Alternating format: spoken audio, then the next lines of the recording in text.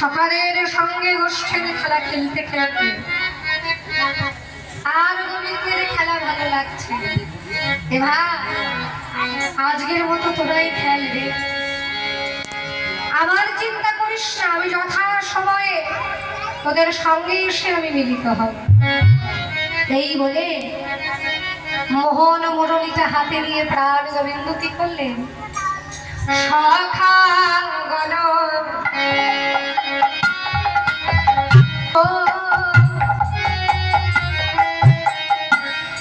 হরি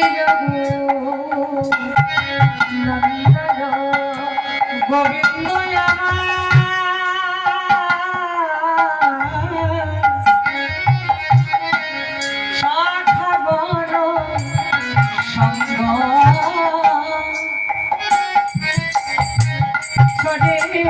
জগনন্দন চলো চল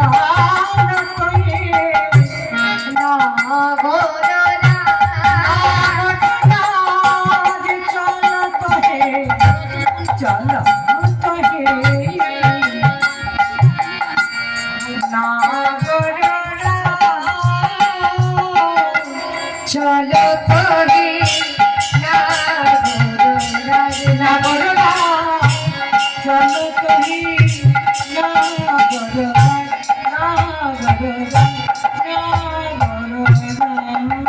দেখো যাই রে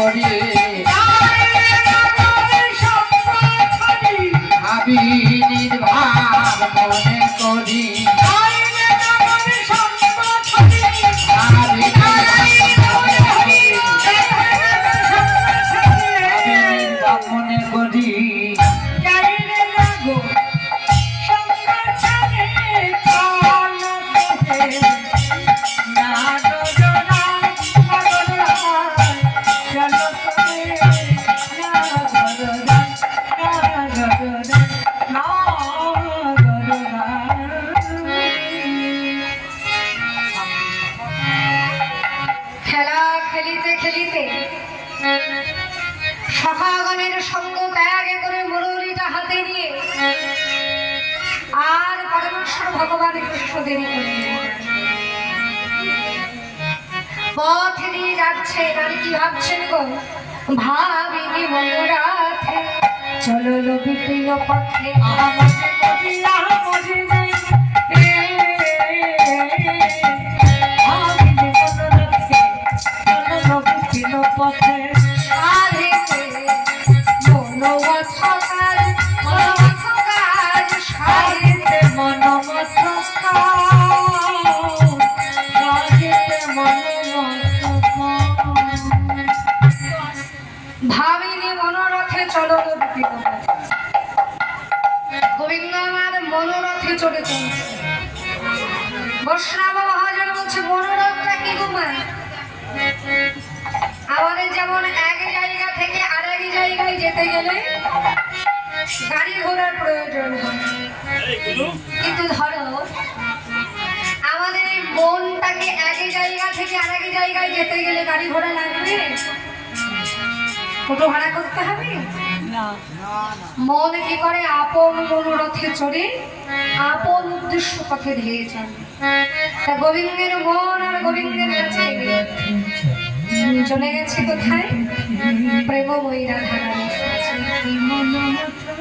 পথ দিয়ে যাচ্ছে না রাধারানীর কথা ভাবতে ভাবতে যেই যমুনার সম্মুখে এসে দাঁড়িয়েছে, অগ্রভাগে এসে দাঁড়িয়েছে, যমুনার জল গোবিন্দকে দর্শন করা মাত্র, চরণ দর্শন করা মাত্র, বংশীধ্বনি শোনা মাত্র আর দূরে থাকতে পারলেন না। যেদিকে স্রোত বইছে তার উজান বয়ে এসে এবার গোবিন্দের চরণ দুখানি জড়িয়ে ধরছে। জড়িয়ে ধরে হে যমুনার জল মনোমথই সদা, হে যমুনা জল মনমতই তোরা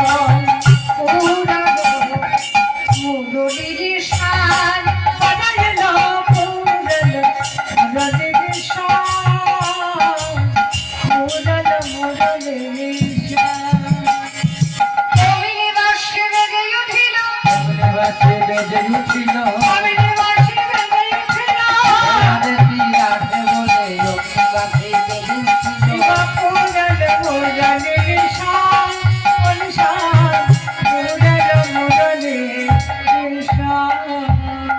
যমুনার তীরে দাঁড়িয়ে যেই না গোবিন্দ মুরলীকে টান দিয়েছে, যমুনার জল উজান দেশে গোবিন্দের চরণে রক্তভাগী করে হে গোবিন্দ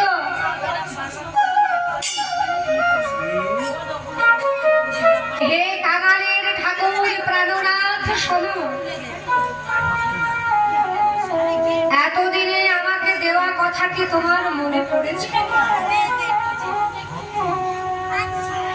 গোবিন্দ যমুনার দিকে তাকিয়ে বলছে মনে পড়েছে বলেই তো আমি এসেছি সখী। যমুনা বললেন এত দেরি করে ফেললি প্রভু? যেদিন তোমার জন্ম হয়েছিল কংসের কারাগারে, সেদিন পিতা বসুদেব ঝুড়ির মধ্যে করে তোমায় যেদিন আমার বক্ষের উপরে দিয়ে পার হয়ে গোকুলে যেদিন তোমায় দেখতে আসে, সেদিন ওই ঝুড়ির বাইরে দুলতে থাকা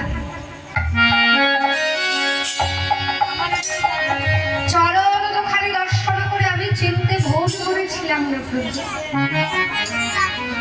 আমি বেশ বুঝতে পেরেছিলাম যে তুমি আমাদের সেই কাঙালের ঠাকুর শরীরের সব। সেদিনই তো তুমি আমায় কথা দিয়েছিলে, যেদিন আমার পক্ষে এসে আমায় বলেছিলে যমুনে আজ আমি তোমার মনের আশা পূর্ণ করতে পারলাম, তবে আমি তো ভক্ত বানিয়েছে ভক্ত, ভক্তের মনের আশা পূর্ণ করাই হচ্ছে আমার কর্তব্য। আমি তোমায় কথা দিলাম যমুনে তুমি নিরাশ হবে না, তোমার এই অপূর্ণ মনের আশা আমি পূর্ণ করব।